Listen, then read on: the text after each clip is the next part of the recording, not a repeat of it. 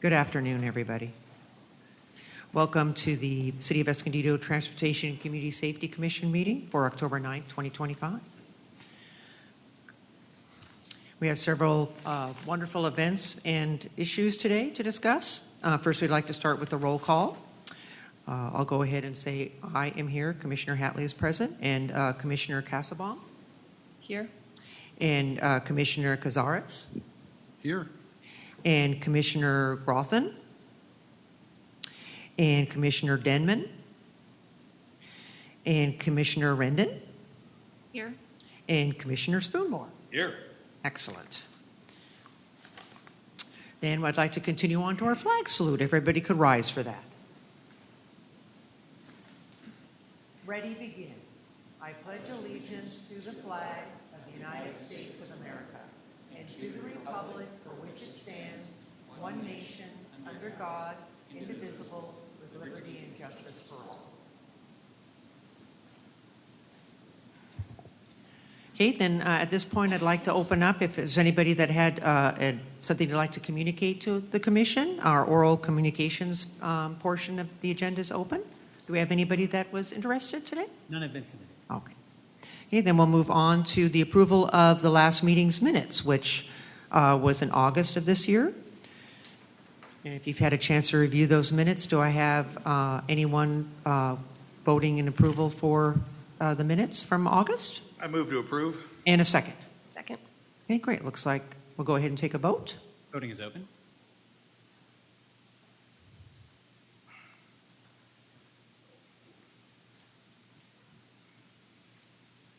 Okay, great. Thank you very much. Okay, then we'll be up to our second item on the agenda, recognition of retiring commissioners. And Mr. Beck, are we just recognizing former Commissioner Durney today, or are we also mentioning Two? two? Yeah, I Okay. actually have certificates. I'll go down there and be happy to do it. Okay, we'll go ahead and commence with that. And I just want to say it's been a pleasure serving with both of you. And with Commissioner Durney, it's been such a pleasure. And I can't remember exactly how many years you served, at least 13, and never missed a meeting. And it's just, and your input to this commission has just been wonderful and so important and much needed. Thank you. Great. Awesome. Thank you, Commissioner Durney. Commissioner Durney, I want to thank you for your years of service, and it reads as follows. In grateful appreciation of your outstanding service and steadfast dedication to the City of Escondido's Transportation and Community Safety Commission, your thoughtful insight, commitment to public safety, and advocacy for improving mobility have made a lasting impact on our community. Through your years of volunteer service, you have helped guide meaningful discussions, shape sound transportation policies, and ensured that the voices of Escondido residents were heard and respected. Your professionalism, integrity, and collaborative spirit have been invaluable to the Commission's success. On behalf of the City of Escondido, we extend our sincere thanks and recognize you for your exceptional contributions to making Escondido a safer, more accessible, and connected community. Signed and sealed this 9th day of October, 2025. Congratulations. Thank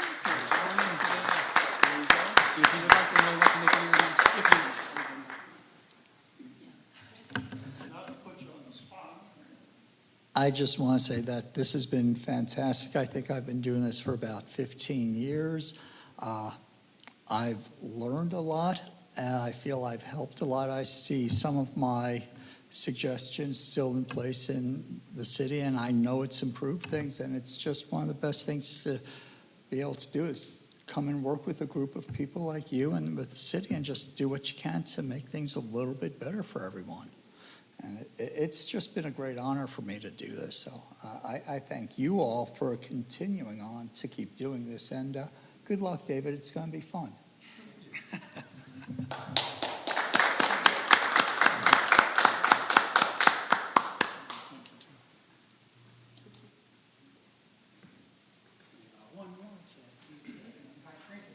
Come down here. Yeah, come on down. Totally. Yeah. Very official.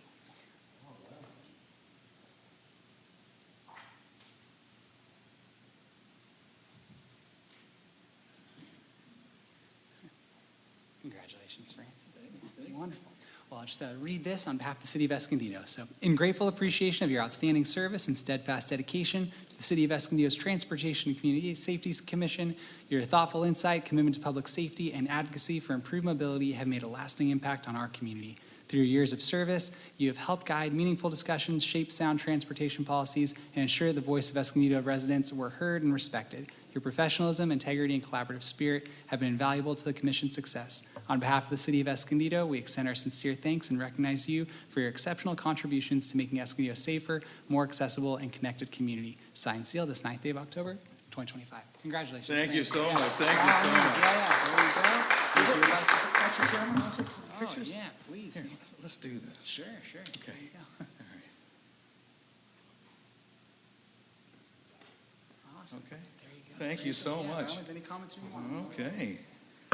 Well, ladies and gentlemen, it's been an honor and privilege serving the community here in Escondido, working with this fine commission and doing the work for the citizens of Escondido. It's been a real pleasure. It's just amazing how fast 10 years goes by. It just goes by very fast. And it's been fun, and I know this group will continue to do great works as the years and decades go further out. So, no, thank you. Thank you very much.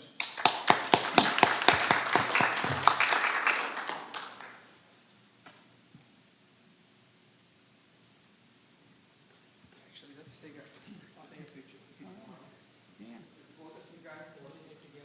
Here we go. Oh, there you go. We've been a really long time.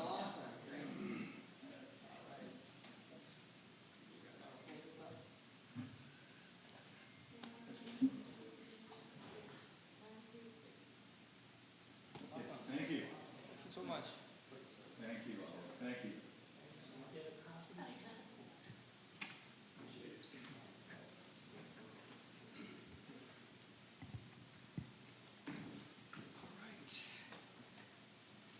Yeah, of course.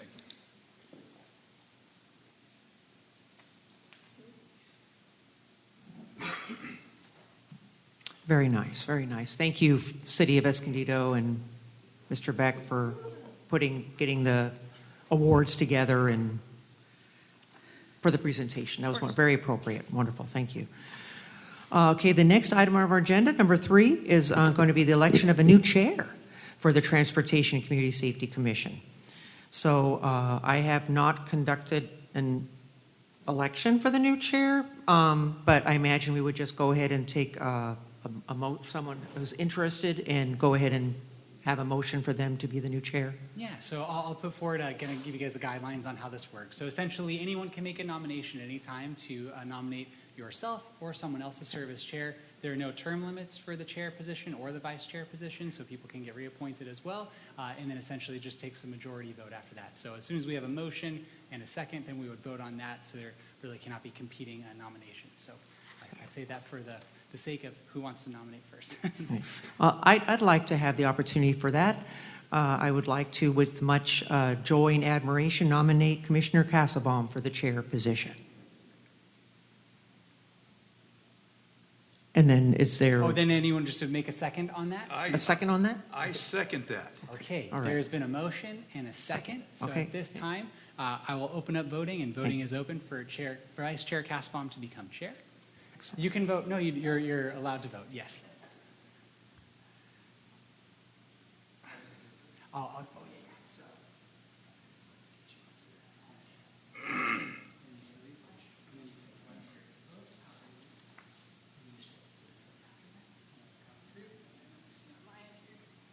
All right, one moment. Let me display this for everyone to see. And the motion is approved 5-0. Congratulations, Chair Castlebaum. Congratulations. Congratulations. That leads us to the selection of a vice chair now for this. All right, then I'll open it up for a nomination for vice chair for our commission. Is there a nomination for vice chair?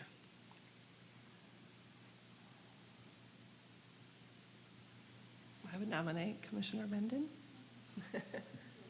Nice, okay, great. A nomination for Commissioner Rendon, and I second that. Okay. Motion, second. Voting is open.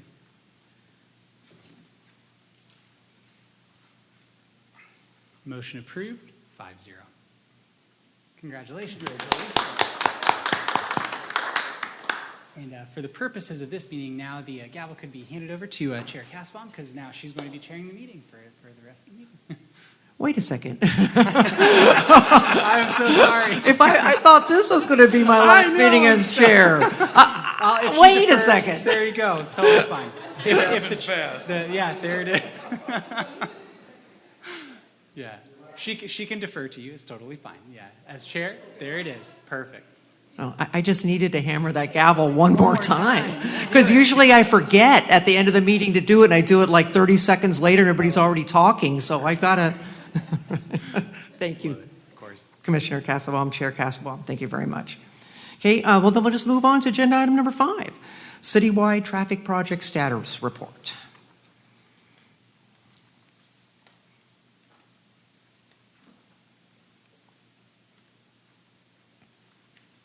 Thank you, Chair, and thank you, Commissioners, for this opportunity. I think you all know that I enjoy giving this presentation anyway, because it's really kind of fun to, put the staff report together, although I have to tell you that it gets to be rather tedious, because now it's like 11, 13 pages or something like that. And then to kind of pick out some projects that we have a photographic opportunity to kind of tell a story and to show some progress, but I'm always pleased to be able to do that. I'm gonna do a couple of things that maybe are slightly different. I'm gonna talk about city-sponsored projects, a few of those all of those are on your list, and then I'm gonna talk about a few development projects, and then I'm gonna finish it up with a few miscellaneous items that we've been working on that we just felt like it'd be a good idea to bring you up to speed on what we've been doing. And one of those, as you might expect, is Gamble Street. So that's been an interesting topic over the last number of months. So this actually is one of my most fun slides, is that these really great pictures to look at the construction of the bike trail that literally is on the north side of the drainage canal. This will be a really fantastic project when it's done. The first slide on the left here is looking to the east, and then this great shot in the middle of them painting this mural on the side of the canal, which is super cool. And then another shot of actually looking west is the trail construction, and you can see a lot of the elements they're doing, stabilizing the bank, and then on the left shot you can see that they're putting in the irrigation pipes for recycled water to take care of the plants that will actually be built there. And actually, one of the projects that we really enjoy doing every year is our pavement preservation project. As you may know, the city has 8 different pavement zones, and the process is that once every 8 years, each zone gets particular attention. And that way that we keep the cycle going for repaving the roadways, obviously once every 8 years. The 2 shots that I have here, and actually you probably have already seen it, but they're shots of Center City Parkway, and sections of that have been recently repaved and not yet striped. But I wanted to be able to show you some of the shots of, we reconfigured Rock Springs Road, which is actually a bike route on the city's bike master plan way back from 2012. We had the opportunity here to put in a center to a left turn lane, and then 1 lane each direction, and then bike lanes on each side, and then parking on each side. It has a little jog in here, basically, because there's a section here that is still unimproved from way back, and we tried to do our best, and we were at least able to get about a 4-foot bike lane in the shoulder. But we've been trying pretty hard to find opportunities for building bike lanes throughout the city every time we have the opportunity to do paving. And I think that we've made some really good progress, and it's frankly, it's almost free, with the exception of, an edge stripe sometimes. For the first time ever, we'll be putting buffered bike lanes on Center City Parkway, at least from the section from about Mission south to Valley or so. There'll be a 3-foot buffer, and then the bikes are going to be riding in the same place they were before, but the effect of a buffer is comforting to a lot of cyclists. The shot here on the right is a project I'll show you again in a minute, but it's leading up to the Creek Trail crossing on Quince, and we did not have bike lanes on that section before now, and I've taken the opportunity to do that. If you live anywhere in the north part of the city, you'll know that the Villages project has been going on for about the last 4 or 5 years, and it's really a pleasure to be able to show you some pictures of it actually wrapping up. In the last few months, they've actually planted the median almost all the way along. You can remember that they had some pretty substantial pine trees in the median, but they had to take them out because they were interfering with some of our utilities that also ran down the median. So these trees that they put back in have a less invasive root system that isn't going to damage the utilities. The shot here on the right, we've seen the La Brea roundabout a number of times in previous shots, but it's pretty much nearing completion. Nice to see the landscaping and the final design. It's fun. Another cool project that you don't think about being a transportation project, but it honestly really is. We think of transportation, typically we think of it as vehicles, but we in this group like to think of it as moving people rather than just moving cars or trucks. And these pedestrian scale lights on Juniper and Old Escondido really do a great job of that. They're closer together, they're closer to they're lower, so they really light up the sidewalk better than a number of other different light styles. Can I ask a quick question about that? Sure. I actually live in the neighborhood, and the lighting is amazing. I have noticed that it's like the lights were on for a while, and then they're off for a while, and right now there's like 4 of them on down towards 9th. And I was just thinking ahead for in a few weeks when it's Halloween, that there's a lot of trick-or-treaters that come to that neighborhood. For example, last year Halloween was on a Thursday, and we ran out of candy after 600 kids. So with Halloween on a Friday, I have a feeling there's going to be a lot of foot traffic. So I wondered if the city would be able to get those up and energized for Halloween. It would be real nice. I would be shocked if they weren't. I will tell you that they are not totally done with this project. Sure. They literally are in the light tuning phase. Right, and I've Seriously. seen them out there working at different spots. So. Because these new lights, they're all LED. Sure. They're tunable for color and for brightness and even Right. shielding. Sure. Which we had to take advantage on in some neighborhoods in front of some houses. Sure. But I will talk to the gentleman that manages this project and Sure. remind him that I Halloween just is. thought it'd be a nice push, right? And it would be a nice safety I'll feature give you for, his personal number if for you all those want. kids. Sure, I'd be happy to call him and bug him. I'm just kidding. Yeah. But I do have it. Hey, Good point. Very good. Yeah, the only reason I like to chime in is it was turned off because there was some complaints on the lights being too bright.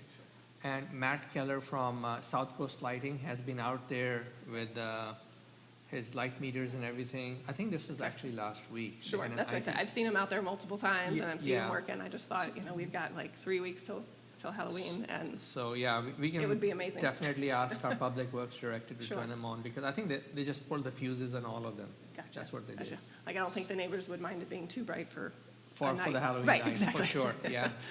We'll let them know. Thank you. Great question.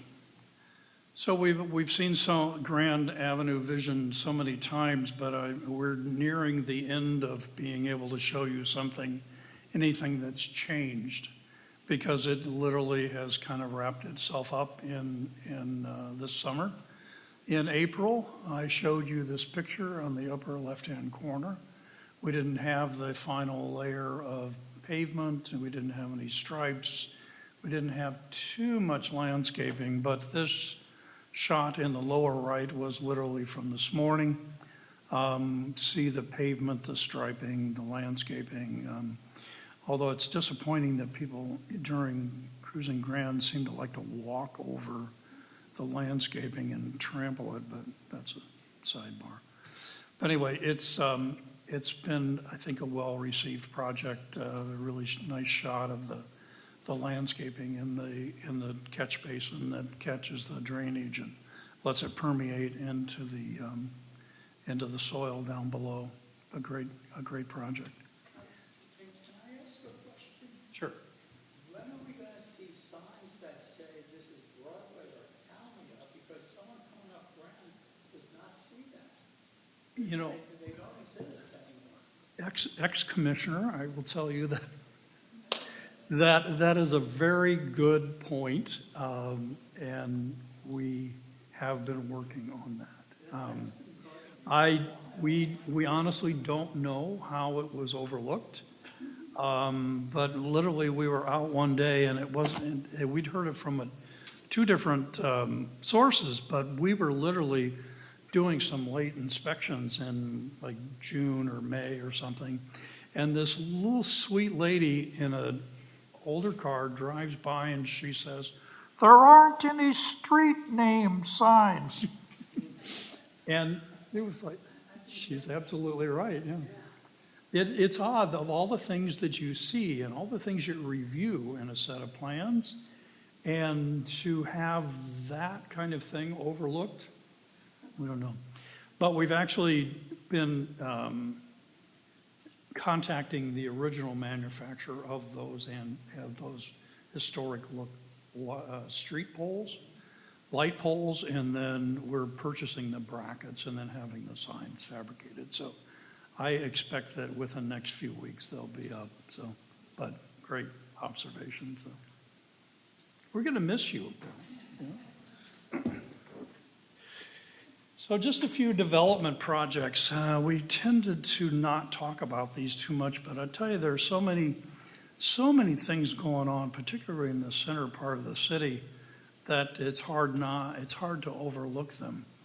You may have heard that at this southwest corner of Mission and Center City Parkway, they are currently building a Starbucks, which is right here, and a Chipotle, which is right up here.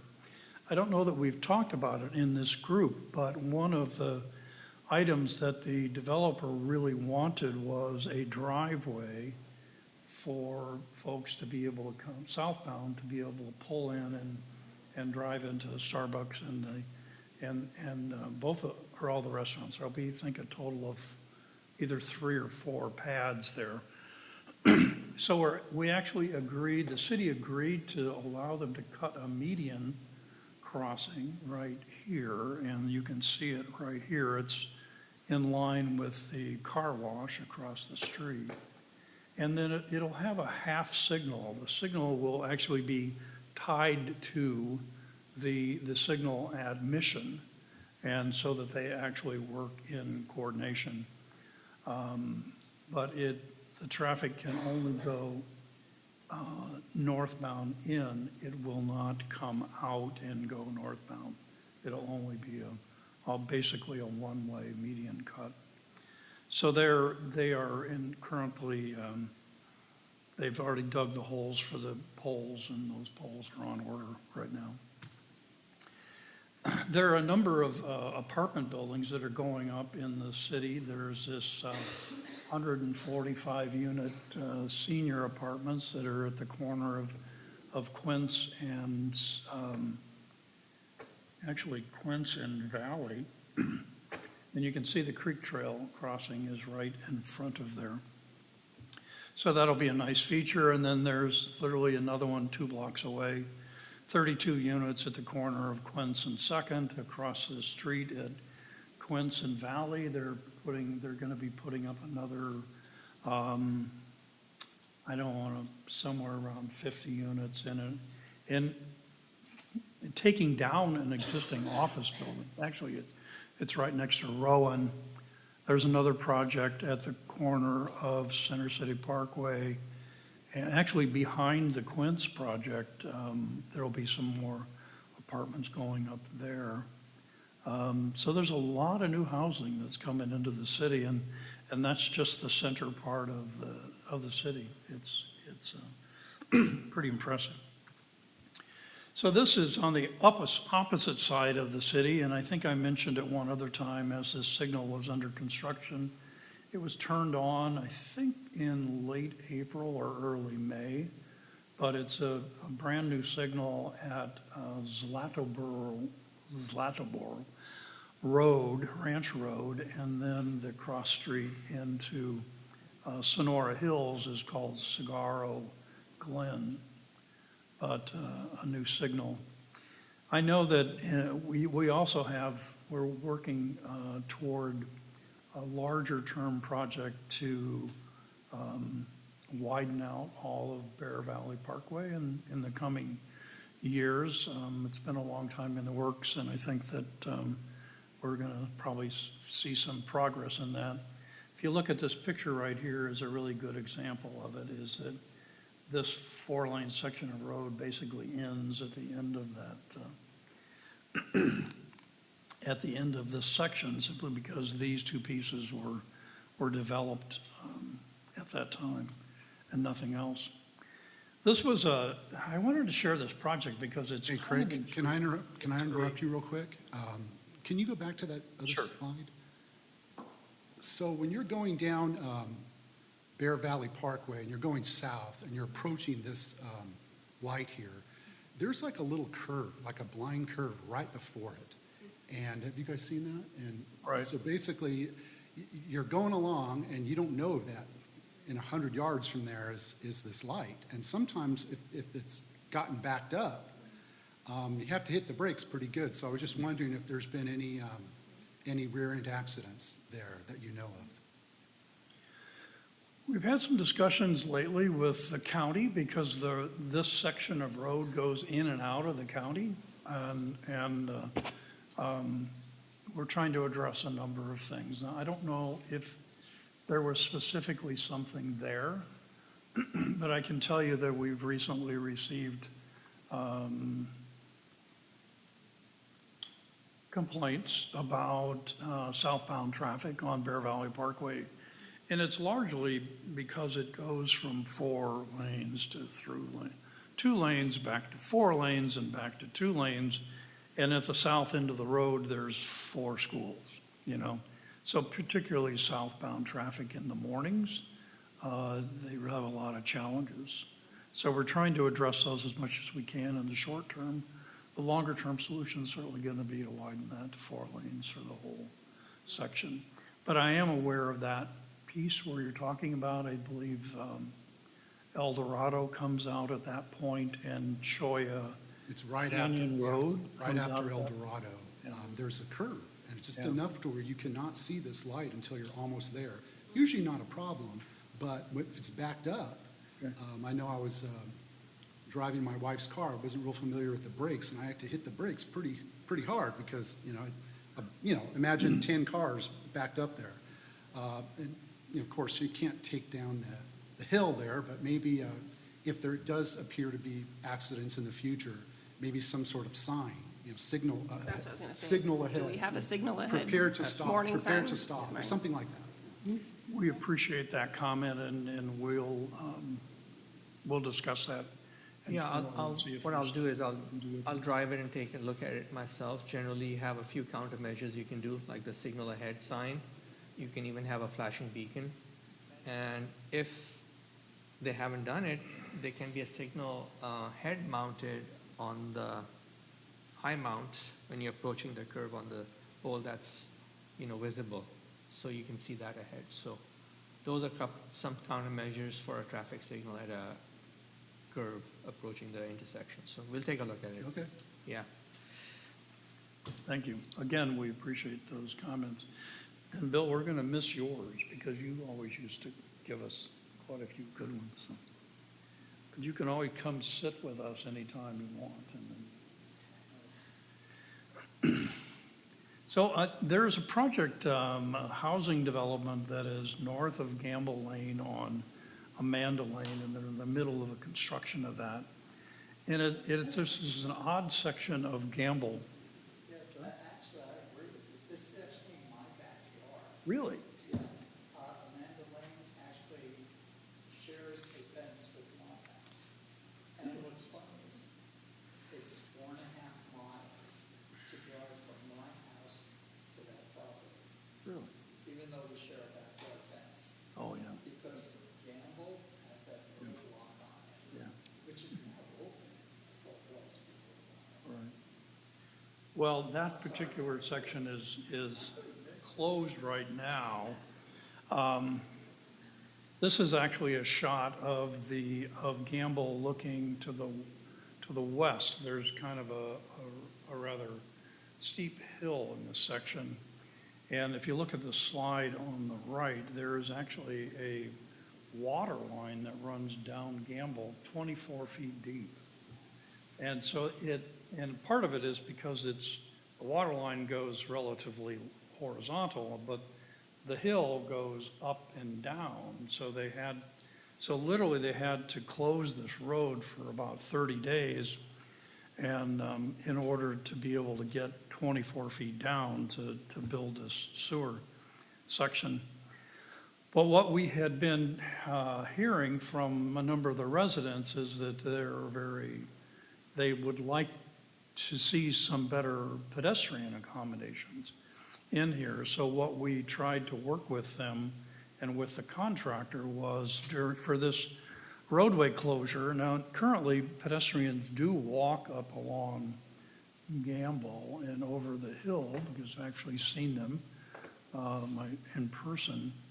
So what we worked out with the contractor is actually using this fire road and then cutting a section of walkway trail basically to allow pedestrians to go around this construction and then continue down. There's a couple of shots of it.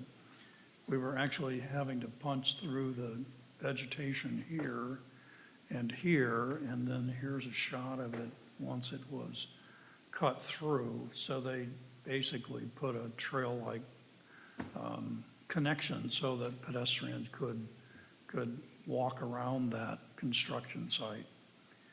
You may know, if you look at the overall map, that there is a long-term plan to connect Citricato from basically Citricato and Valley over to I-15.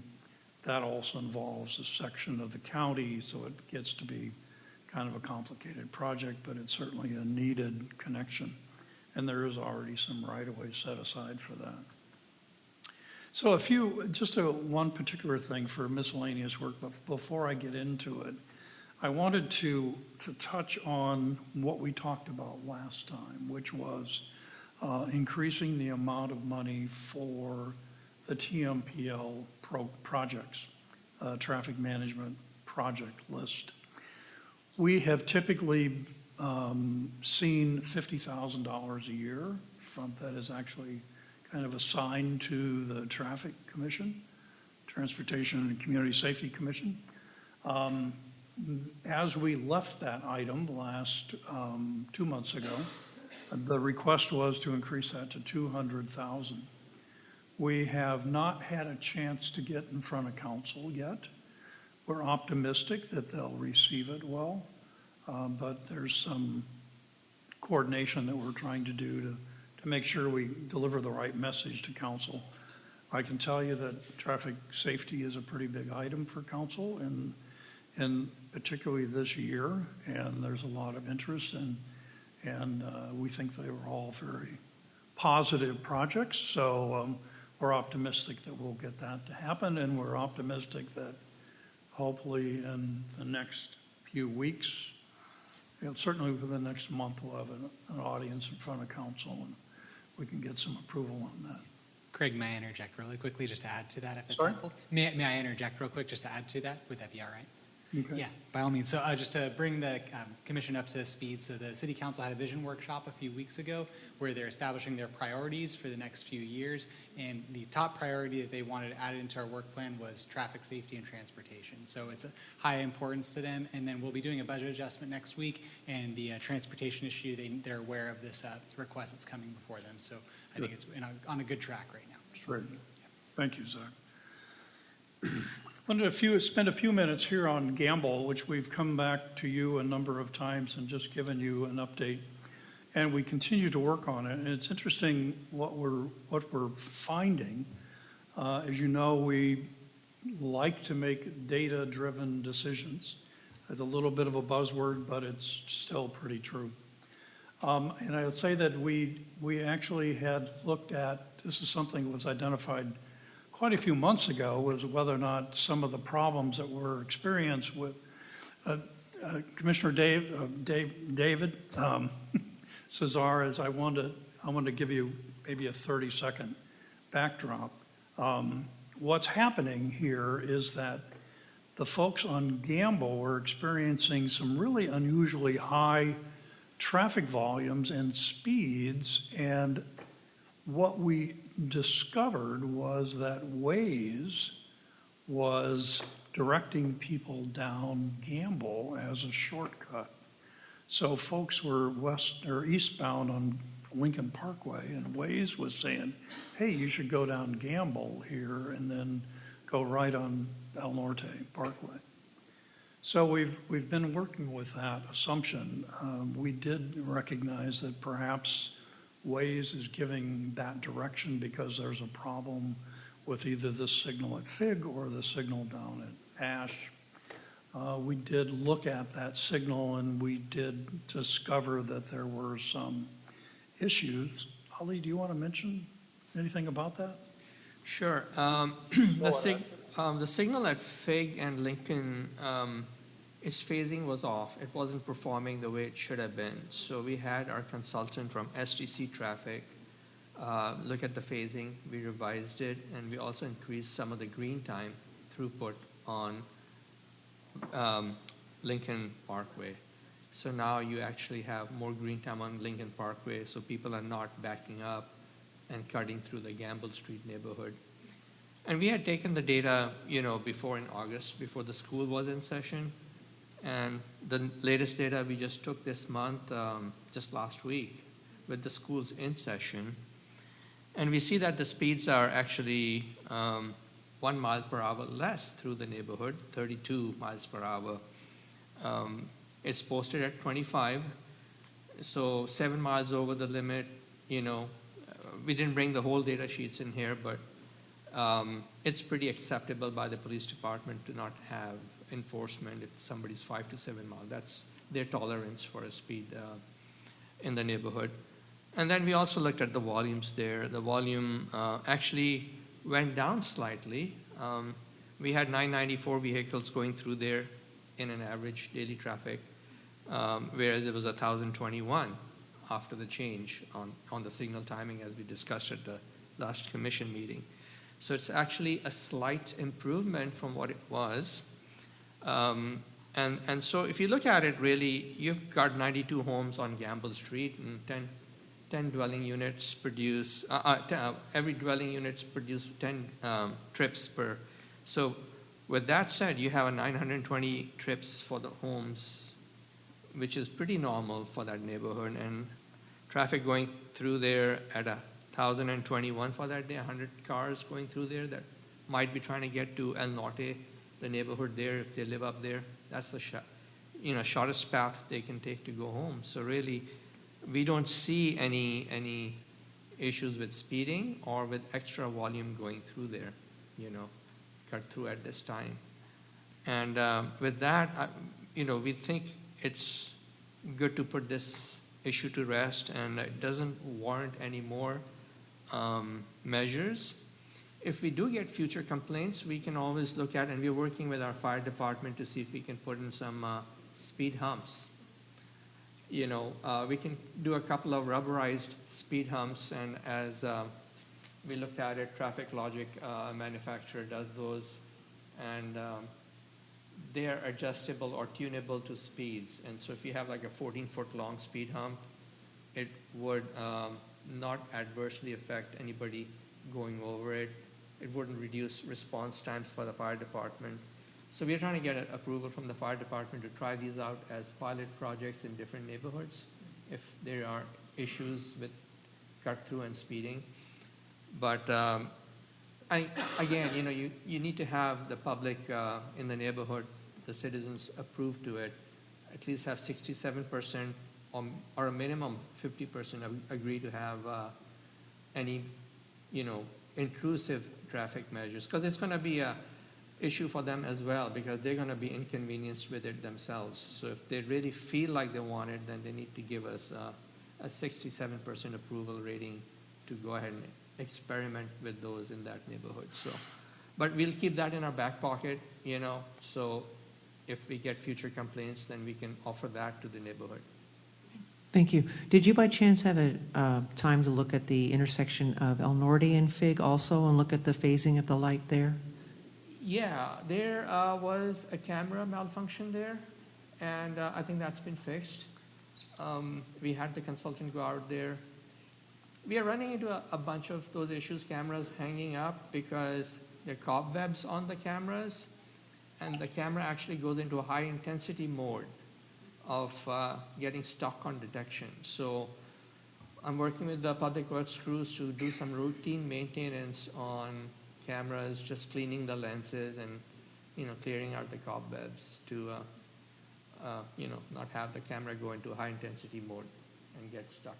So that was just, yeah, that one was addressed as well. Let us know how it is when you go through it next time. Have you noticed it better? Maybe slightly better, yes. It has been slightly better. Good, good.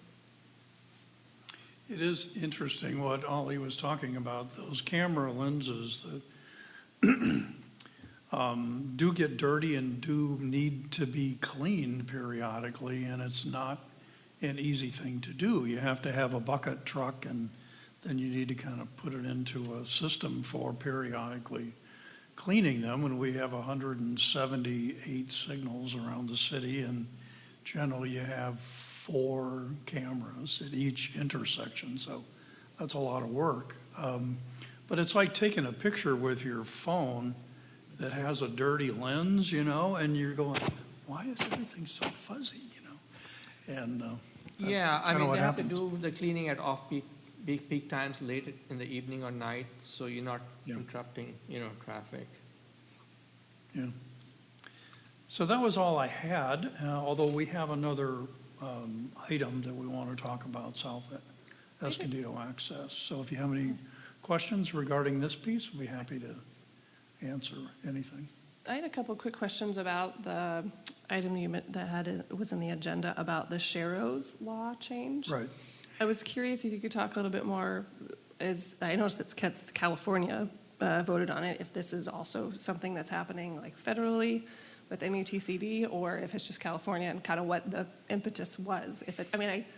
Intuitively, I think it makes sense, right, for a higher speed road. You know, bicycles probably aren't going to feel comfortable in the lane, but I just wondered, you know, kind of what caused the change or brought about that change.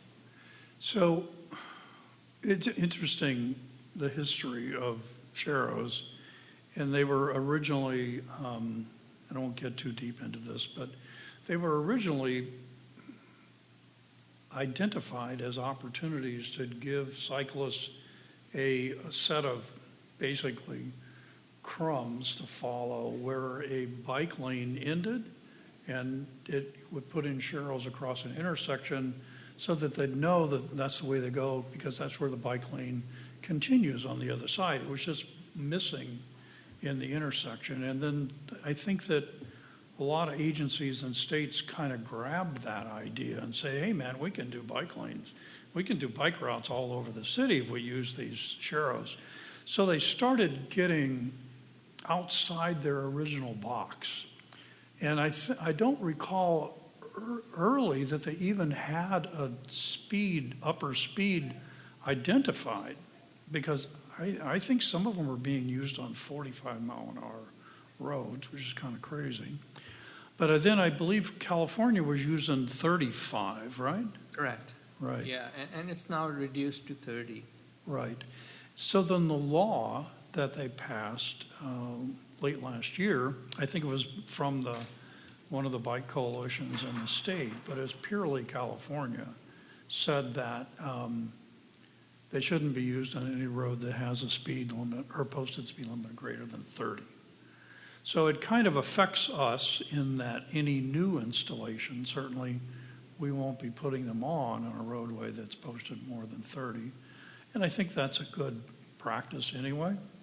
Now, it does not say that we need to go through and remove all of them that are in place, but I can say that every time that we resurface a road, we're going to make some judgments. But frankly, I like even 4-foot bike lanes a lot more than I like sharrows. So we have in practice we have oddly some 16-foot lanes all over the place.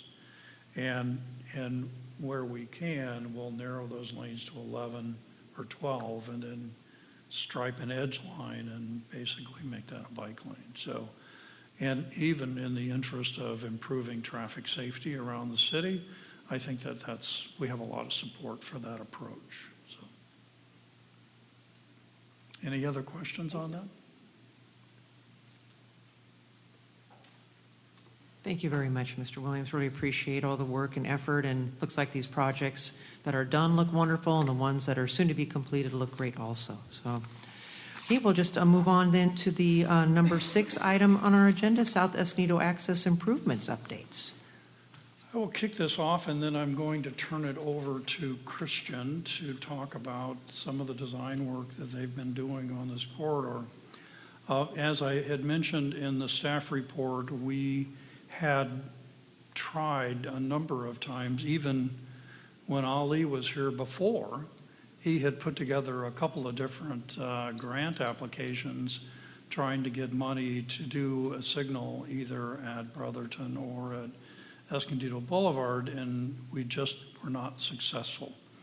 The city did put together we had an opportunity to put in a legislative earmark request, and Congressman Issa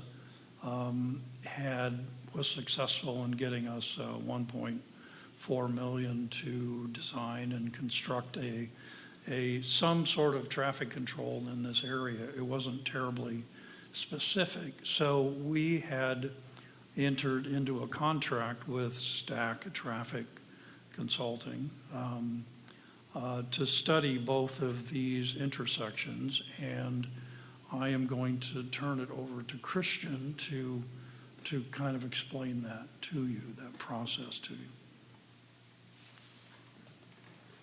Christian Lambarth. Hello, Christian Lambarth, STC Traffic. I'm the project manager for STC on this effort that we're teaming with the city on. Is your microphone please on? let me know if I speak too soft. I hear that often. So when we originally started this project, the main focus was to improve Brotherton and evaluate, full signalization of Brotherton. We went through a number of iterations of analysis and different alternatives at Brotherton, full access, restricted lefts, looking at how to signalize Center City and the 2 frontage roads of South Center City and South Escondido. A lot of them operated pretty poorly just because of the time it took to spin the cycle of the signal on the side street, on the frontage road. So with the super high volume on Center City, it was just, most of them operated pretty poorly. While we were underway with that effort, there was a number of collisions at the South Escondido intersection to the north. And with working with the city, the priority kind of changed, and we were looking at it more of what's the best solution for the corridor and the improvement area that we're looking at. And signalizing South Escondido and addressing the immediate need of that safety concern kind of came to the top of the city's list of priorities. With that being said, there was still the need to provide pedestrian access at Brotherton. That was one of the main goals of pursuing the earmark. So we conceived the signalization of South Escondido Boulevard along with a staggered pedestrian crosswalk on Center City that would achieve the connectivity for pedestrians that's not there today at Brotherton, but also provide the protected left turn for southbound lefts from South Escondido onto Center City Parkway where they'd have the most collisions. When we started looking at it after we re-scoped the project, we did some analysis at South Escondido, and I think, let's go to the next one first, actually. So if we focus on the South Escondido signal, we were looking at a number of solutions here. The first one was just to signalize Center City, and I'll call it the connector between South Escondido and Center City, just so we're all on the same page. But we looked at just signalizing that and keeping South Escondido and the frontage connector stop controlled, but providing an offset so we could slow folks down, provide a pedestrian crossing, give a little deflection. When we modeled that, there's so many right turning vehicles from Center City, from northbound Center City to South Escondido, there were no gaps for the southbound traffic and northbound traffic at South Escondido. So we had to look at modifying our approach to signalize those two, the northbound and southbound approaches. So as we got into that, we ran an iteration where we signalized those, and Ali came on board as city traffic engineer, and working with him and Craig, we ran a few more alternatives where we had full access, allowing northbound lefts. And we also have the preferred alternative here, which is, dual movements of basically a left turn movement and a right turn movement for the southbound South Escondido move. And then we are going to have signals, not stop. Sorry, this is a concept that's currently being developed, so we're taking screen grabs for the purposes of this meeting, but we're going to signal control the south and north movements. We took deflection out because it's going to be signal controlled, and we didn't want to introduce a safety issue with a vehicle making a deflected move around under a green movement. So this was the best alternative operationally.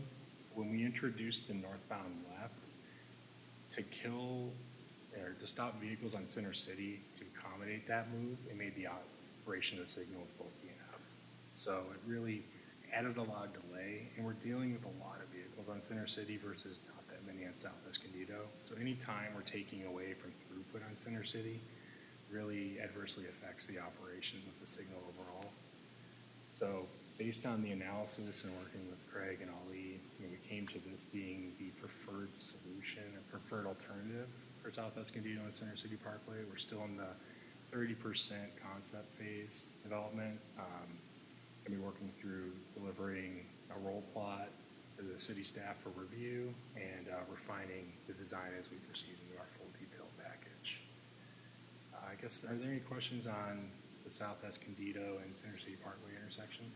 Yes, and I'm sure this has been discussed for years. I've been on this commission for 5 years now, and I'm sure this was discussed years before I came on this commission. But just looking at this and imagining how most of the accidents probably happen at this intersection, is there any way we could just close down the left turn from South Escondido Boulevard to southbound Center City Parkway, and then also not allow left turn from southbound Center City Parkway to Escondido Boulevard? Just extend the median there, so when you have commute traffic going northbound on Center City, they can still make their right turn, decide where they're going to go on Escondido Boulevard. But I imagine most of the accidents probably are happening from the left turn from southbound Escondido Boulevard to southbound Center City Parkway, crossing over. They're like, oh, there's no cars to the left. Whoa, there's a car from the left, and they're T-boning them. So is that a possibility that we could just eliminate 2 turns on that intersection instead of everything else? It would just, anything's possible, but it's where's the traffic going to go? So it's going to add left turns to the westbound left of Felicita Center City Parkway, which is already a very heavy volume move.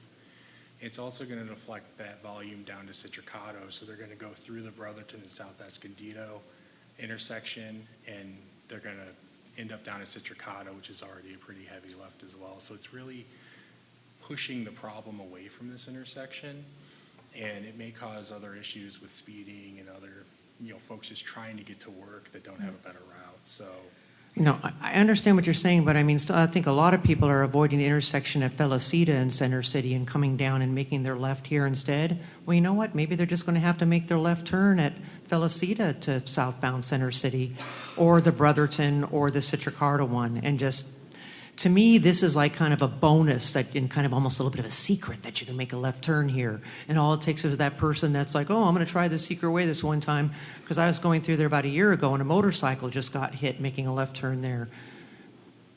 So personally, I would say just extend the median, shut down them, and just make the median complete going across and eliminate the left turn to southbound Center City and the left turn from southbound Center City to Escondido Boulevard. And I think most of those accidents would be resolved to not happen. And I don't really think that the traffic, especially if it's divided three ways between Felicita, Brotherton, and Citricato, I think those three different routes could absorb the traffic that isn't turning there. That's just my personal opinion. Ex-Commissioner Durney. I have a quick question. We've recently reduced the speed on Center City Parkway. Have we seen any decrease in the accidents because of the lower speed limit or not? We've got it down from 60 down to 40. Is that having any effect yet? I don't know that it has. We have a colleague in the police department that kindly sends us every crash that happens, and he sends them fairly often, just to make sure that we're working on this. I do think that, I think that we set the speed limit according to what people were basically driving, The speed limit was de facto, 65 miles an hour, but yeah. And I think now it's posted 50, I think now it is. But I think that those speeds were we did speed surveys and we set the speed according to the way how fast people were going. What happens is that most of those crashes are southbound Escondido turning left onto southbound Center City Parkway, and they're getting T-boned by a northbound car. And it's not the guy who's normally doing the 45 or Right. 50. Right. It's the guy who's on the outside. It's the Yeah. guy who's doing 65 Yeah. because the road was 60. Yeah. And he's pushing it, and he's still legal. So Right. I'm just wondering if maybe there's, with the lower speed, has that dropped yet? We will take a look at that just to see what it shows. But my gut is that because they're fairly frequent still, that I'm not sure that that's going to make the difference. So Yeah, I'd like to just say that Chair Hatley's suggestion, it should be looked into, because you look at that, there's a lot going on there. When I first moved to Escondido, going through there, I was like, what? And you're right, people are going too fast, first of all. But there's just so many options there. People don't know what's going on. Maybe if we just kind of shut some options out, it would be a lot safer. Just a thought. So if I may add, back in 2015, 2014, we looked at that option to close it off and have traffic diverted down to Citricato. And we were actually even looking at Brotherton being a fully operational intersection.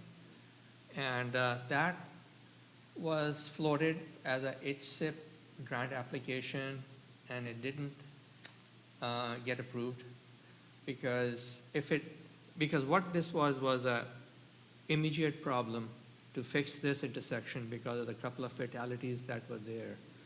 And Caltrans, how they analyze it, they don't want you to move the problem somewhere else, basically. They want you to fix the problem. They'll fund the problem if you have a problem right away. So they did not approve that application. This is a very high-use intersection. We have had turning volumes done, and Christian here has done an extensive analysis on synchro with the volumes. We actually have the table. We can always discuss it. The queue lengths back up quite a lot.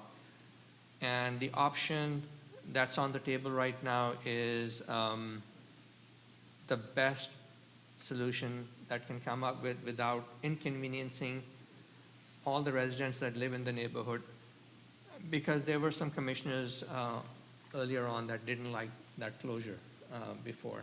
And there are people who use it a lot. In fact, this is a restricted option right now going north on Escondido Boulevard. You cannot make a left onto the Center City Parkway turn lane.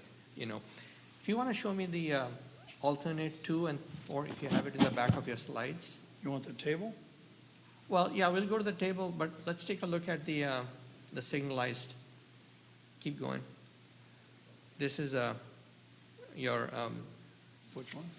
No, I want to see South Escondido Boulevard connector. Did you have that in there? Yeah, you can click okay. on that then.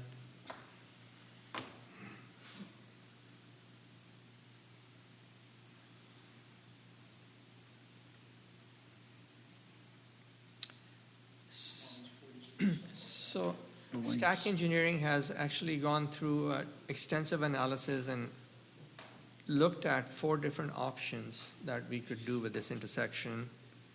And they've looked at the level of service. They looked at the queue lengths, the 95th percentile queue lengths, how badly things back up. And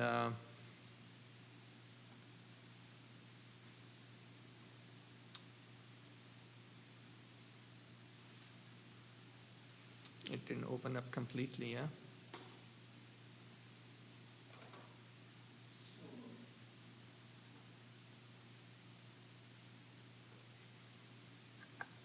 Actually, I just want to see option 2 and 4. Really, the 1 and 3 don't work. So, if you can open up 4, that doesn't have a lot of graphic background. Okay, there we go. So, option 2 is what is proposed by STC Traffic as the best solution. It's option 4. Yeah, option 4 actually gives you the left turn and the right turn movement. But since it's going to be signalized, it's not going to be anybody waiting to make their turn and find a gap in the traffic to make that left. They will come to a complete stop if any traffic is making a left out. So this is one of the options, option 2. It has a shared left and a right from the same lane. And the north and south are also signalized behind it. But you cannot make a left out going northbound and get into Center City Parkway. So it's a restricted access. It does increase some queues, but I think the best solution is option 4, and we can show you the table that gives you the analysis. Can you zoom in on that? It's blurry. It's pretty blurry. Let me see. So it gives you, it really gives you a left turn and a right turn, making the movement, and then it's going to be signalized. So really,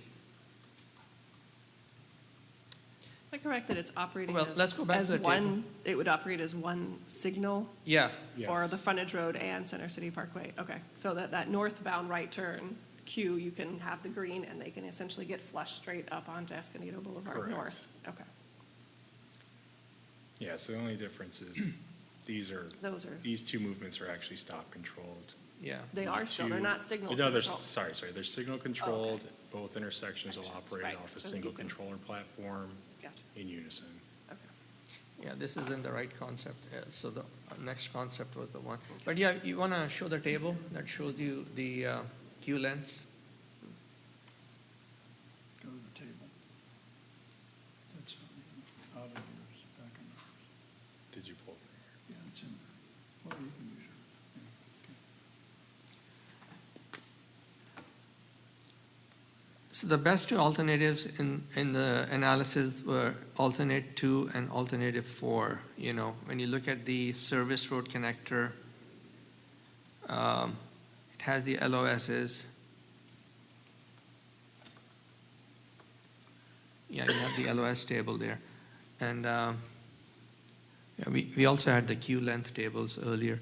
But yeah, basically, alternate 4 is a little less restrictive because it lets people go left and right onto Center City Parkway.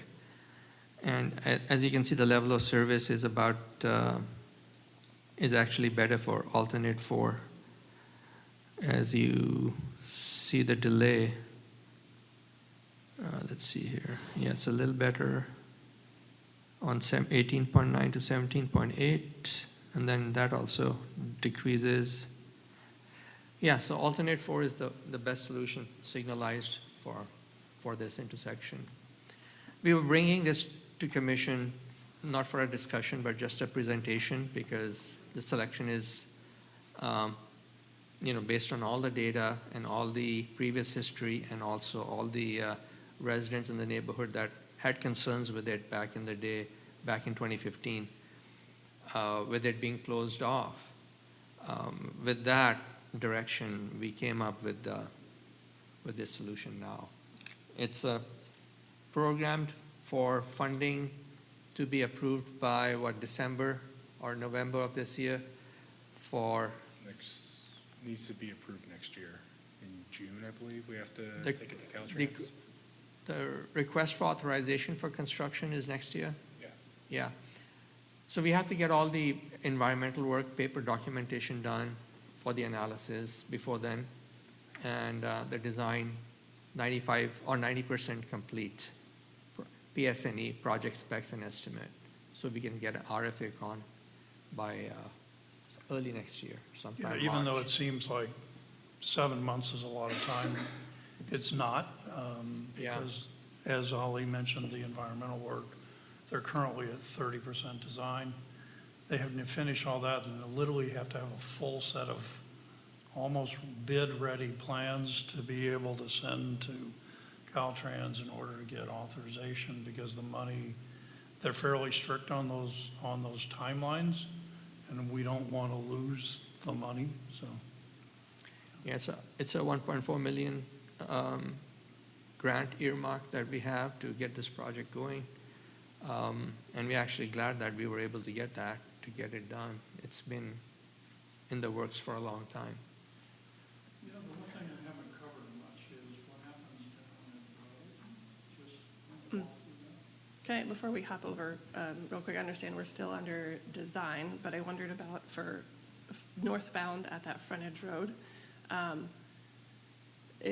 some kind of median or some kind of diverter to make sure that people don't try to make that come northbound on the frontage road and make that left turn to get up to the upper signal. Absolutely. Okay. And that's fine. this area right here is physical median. It's Right. been hard to Oh, see. I see, okay. Yeah, that'll actually be median. There'll be a median, a signalized median, yeah. But what about basically. from the other, so the other, but if you're coming northbound, as if you've come from Brotherton and you're coming up the frontage road and you get that signal, you're only supposed to be able to go straight to keep going up on Escondido Boulevard. But for vehicles who are, for whatever reason, say, well, I'm not supposed to, but I would like to make I see, never mind, okay. Yeah. They'll have to drive over the median. It's incorrect. It's just going to be a left and a right, really. The pavement legend there isn't correct, yeah.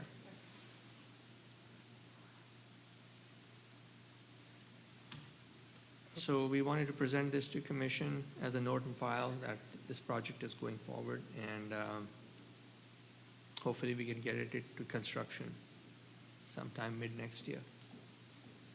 Yeah, and I just wanted to go over the Brotherton and Center City Parkway improvements. So what we have here is a staggered pedestrian crossing across Center City Parkway. The control will be to stop Center City when the pedestrian signal activates. Based on our modeling, it will be run as a two-phase crossing to limit the queuing and delay on Center City, given the volumes in play and the length of the crossing that pedestrians will have to make. To build out the northwest corner, we're going to have to pop out the curb slightly into what is now the existing right turn lane and shift the right turn lane over slightly into what is the striped buffer area. The reason for this is that we have a pretty huge power pole in that corner, BMPs, and a number of drainage manholes and utility manholes that we want to avoid. And it gives us room to build the curb return, the curb ramp, and place our signal pole equipment without doing massive utility relocations that'll run us over our deadline for the funding. So this is a concept today. It maintains the vehicle access that's there today, while providing a safe crossing for pedestrians under signal control. Can you kind of speak to the analysis you did for opening that intersection up totally, and how it performed? Of course. Didn't perform? Performs poorly, to be blunt. To signalize Center City Parkway, we also have to signalize South Escondido Boulevard frontage. We were able to, because of the distance between South Center City and Center City, keep this stop controlled. But to operate these together and just spin this intersection and get folks to clear, you have to run overlaps to get folks across the intersection, and it has a lot of downtime for Center City Parkway. The queuing in the full access signal exceeded the link length in our model, so it's basically queuing past Citricato. So we would anticipate really long queues, given the volumes on Center City, to operate a full access signal here. We looked at Michigan left alternative, a diverted left, where you'd essentially from South Escondido make a right, go down to a median opening, and complete a left under like a half signal. I'm from Michigan, so I drove them all the time in the Midwest, and I was like, they have them there for a reason. We ran alternatives where we kept the access that's there today, and we also ran alternatives where we closed the median and ran two half signals just to get the pedestrian crossing in there. So the alternative that before the focus of the project shifted, was to keep the access as it's shown today and signalize it, but it still didn't operate great. There are long delays on Center City, and anytime the PED was up, they're very long crossings. So it just was a very complicated signal to operate for the relatively low volume on South Escondido compared to what's on Center City. So it's not impossible, but the full access really just operates very, very bad.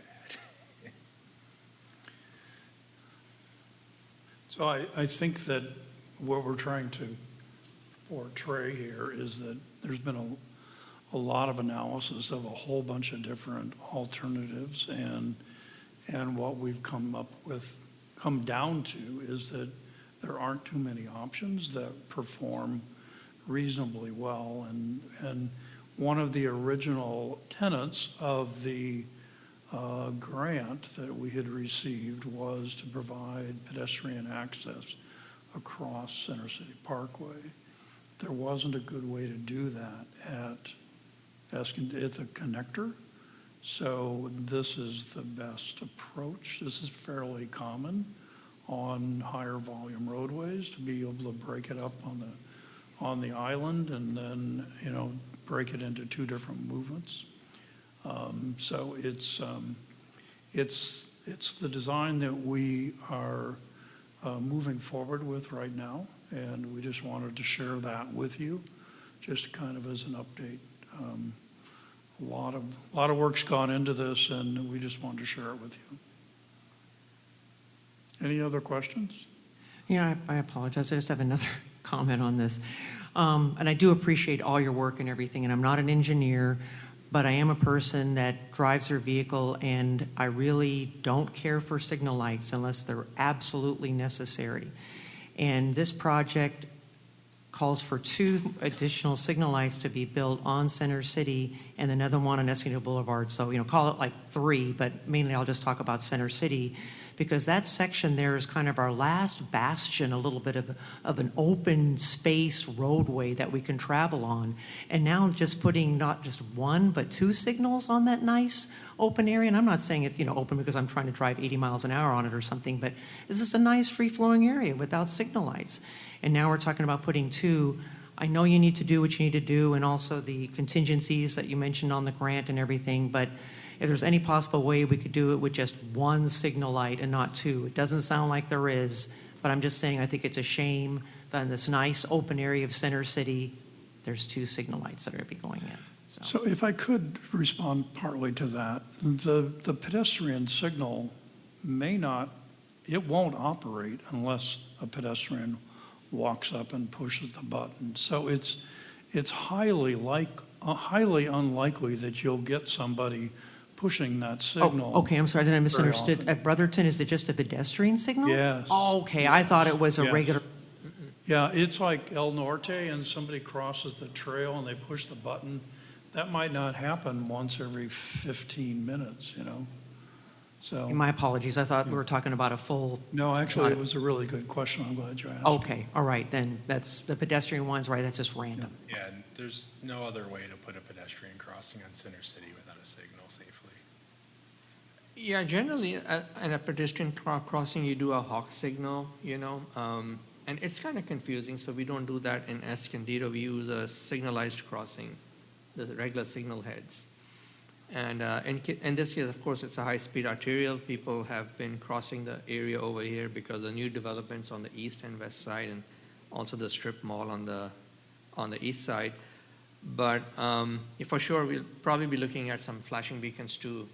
Once somebody activates the push button to cross, there'll be flashing beacons in advance of this intersection to warn people that there's pedestrians crossing, and then we have the signalized pedestrian crossing.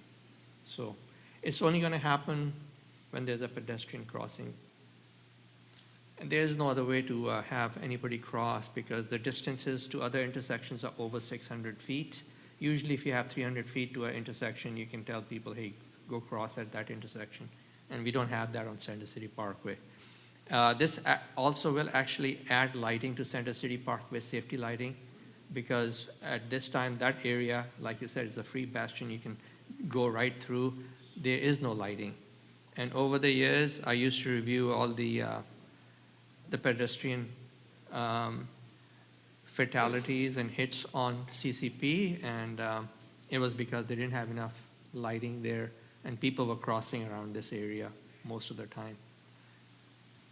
I did want to add I wanted to confirm it with Christian before I said something, is that this PED crossing can be coordinated with the signal at Cedricato or at Escondido Boulevard. So if you've got a green signal, if you've got a green that's going southbound, they'll hold the pedestrians until the correct sequence, so that you don't get a green and then have to stop, and then get going again and have another green. So that all can be coordinated, so the PEDs have to wait a bit in order to cross. So It's kind of like the signal that we have here on Broadway in front of the Children's Museum and, Broadway and Valley. They go green at the same time. So when they go red at the same time, that's a good time for the pedestrians to cross, and that's when the PED phase is activated. any other questions?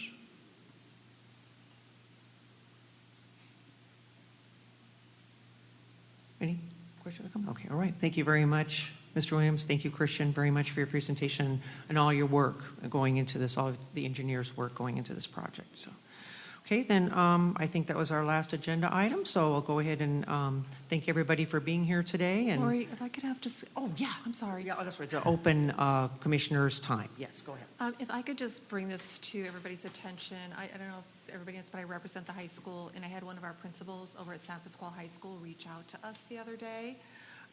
They're located at the 3300, oh, I'm sorry, can you hear me now? Okay. the 3300 block of Bear Valley Parkway, and they're currently experiencing a safety traffic issue with their, I believe it's a Class 2 bike lane that runs directly in front of the school. Each day, they have like about 20 to 30 parents that park in that bike lane during the student drop-off and pickup. And this practice, it just kind of obstructs that bike lane, and the kids are having to maneuver out of traffic. They have had Escondido Police Department over there, and they have ticketed violators, but it doesn't seem to have deterred that. So they are asking if there is a possibility, if the city would consider upgrading the existing Class 2 bike lane to a Class 4 bike lane with the protection and the barriers from the driveway of the high school to the end of Mary Lane where the traffic light is, if that would be a possibility which would deter the parents from actually parking in front of the school, and the kids would not be going out into the traffic while they're doing that. We'll take a look at that. Thank you, I'd appreciate that. Yeah, good suggestion. What school is that? San Pasqual High School. Okay. It's 3300 Bear Sure. Valley Parkway. Thank you. Thank you. Thank you very much for bringing that up. That's important, and I'm sure something that can be worked on and a solution found, so. Those parents, they just do. I say bring back the school buses. Every kid has to be on a school bus, so we won't have all this traffic and parents dropping off and picking up their kids.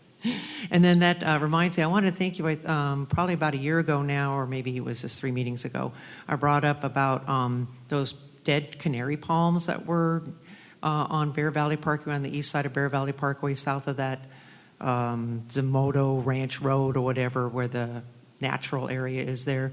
And it's been an immense amount of cleanup. The dead canary palms were taken out and some other dead things taken out, so it's been thinned out, and so it's a lot safer area now, as far as like, maybe potential fire hazard, or just so that the living trees and everything there now can just grow and take over where the dead stuff was. So thank you. You said you were going to mention that to Public Works, and they did a great job. So thank you so much.